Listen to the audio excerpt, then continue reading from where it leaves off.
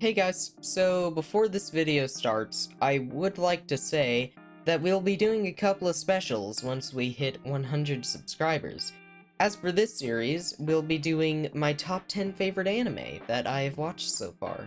So, if that's something you're interested in seeing, consider subscribing if you haven't already. Anyway, without further ado, let's hop into the video.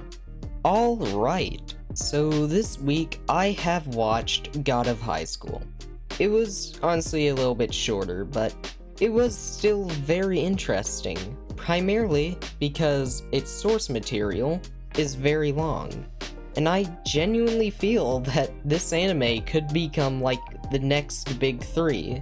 Honestly, it had a load of potential, and I cannot wait to see it continued. So anyway, let's go ahead and go through our 6 points and see if you should watch God of Highschool.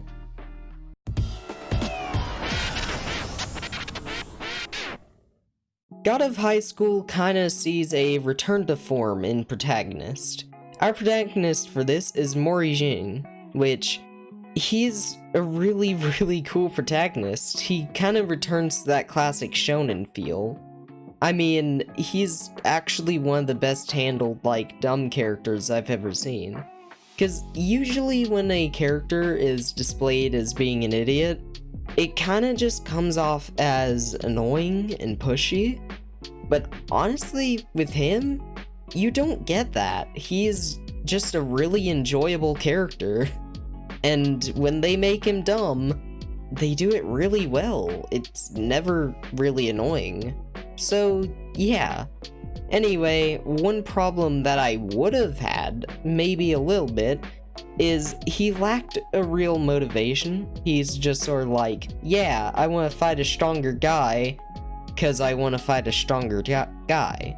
Which is not a great reason, but I guess it is a reason. Though, do not worry, because later on, he is actually given a external motivation, so that's quite interesting.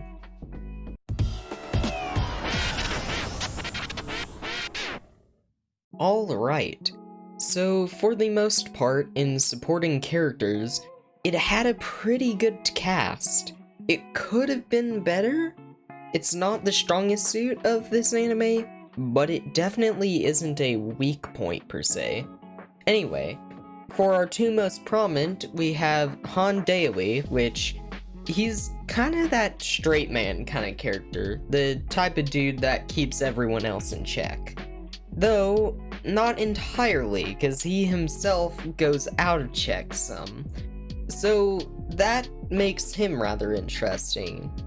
And then there is Mira Yu, which is the female character, and she was also quite fun. I don't know what else to say. She was a good character and fit the dynamic. So, yeah.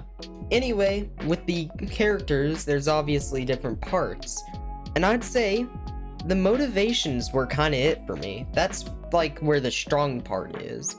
I really quite liked how they motivated so heavily for the other characters, and it kind of created this kind of contrast just because of how carefree the main character was. But then you have his two friends who both have I'm going to revive the Moonlight Sword, and I'm going to help my friend and stuff who's dying, and it's these are interesting reasons. And then I want to fight a stronger guy, and it was actually kind of good. That created a cool contrast. Anyway, for the other characters, they weren't super strong, really. The characters weren't the strongest aspect, for sure. Then again, this is, not that far into the actual story, so there's probably a lot more to be seen here, and it's all gonna have to wait until season 2, which it comes out in a long time, so oh well. Anyway, my final complaint, the villain, the final villain, I'm not gonna say who it was, they were a little disappointing. The fight was incredible, lovely, the fight was great, but they themselves I didn't get why the villain wanted to do anything. It's like, yeah, I don't want to be a loser. Like, is that it? You just don't want to be a loser? Like, it was a little bit lame, but maybe that's because it elaborates in the manga, or manhwa. I mean, I don't know. So, yeah. Anyway, that's it for characters.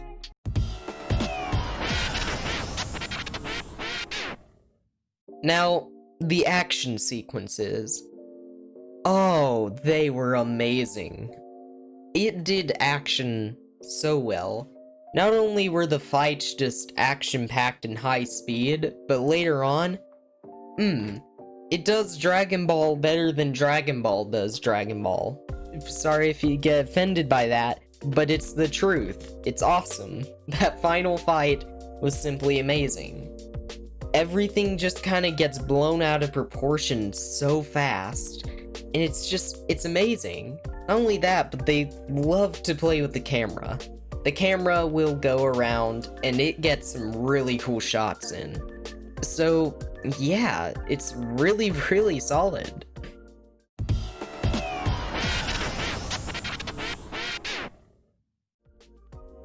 I'd say the dialogue comes out to probably be the weakest part, strangely enough. I mean, it wasn't bad, which, it's a good thing that I can say its weakest aspect wasn't bad. But it really just didn't hit home for me. The only character that I really quite liked the dialogue of was Morijin, because he's a well-handled dumb character. But as for the rest, yeah, they talked, they had conversations.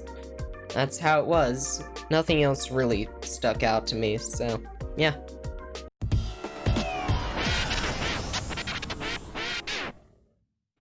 Now, the animation. For the animation, I would like to actually talk about what Crunchyroll has been doing, because what they've done is, a while back, I don't remember when specifically, they basically were like, yo, we're going to start making some webtoons into some animes. And that was pretty epic, and so they did that. But the thing is, with the animation, what they've tried to do is keep the style of the original creator as much as they could, and so the animation, it has a really interesting style, and it's very, very different. Then again, like, all of them have drastically different styles. So, it's really fun to see that. It really is. Not only that, but just, again, the fights. They were awesome. I would say it might even be worth watching for the fights alone.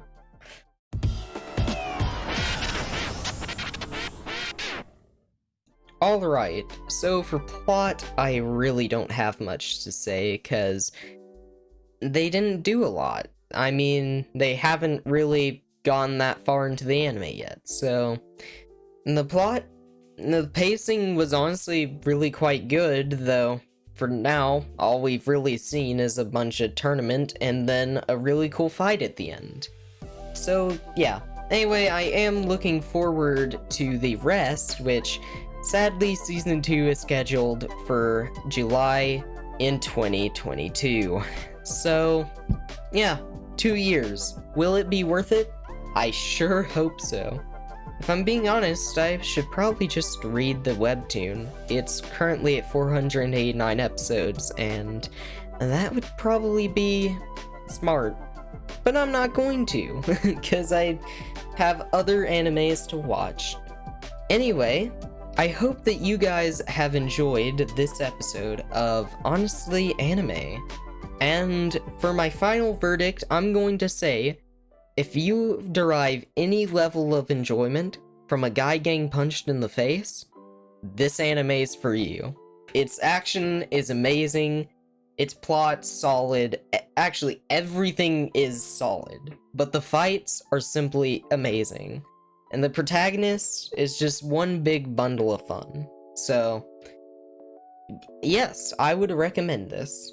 Anyway, thank you for watching till the end, and I suppose I'll be seeing you dudes in the next one. Peace.